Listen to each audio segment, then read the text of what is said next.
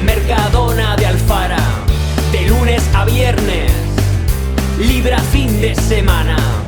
Y este sábado tarde, con su novia Paula, entra en Carme Teatre, se sienta en la butaca. Carla sale al escenario descalza, lanza una botella al público con rabia, sonríe y se lanza al vacío de espalda. Tiene la confianza, tiene la esperanza.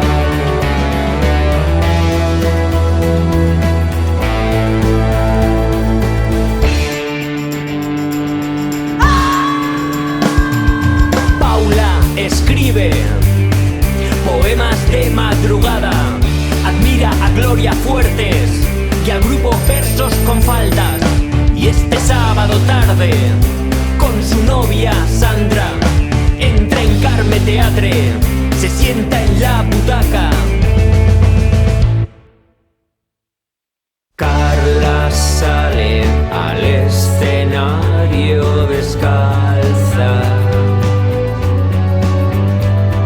lanza una botella al público con rabia, sonríe y se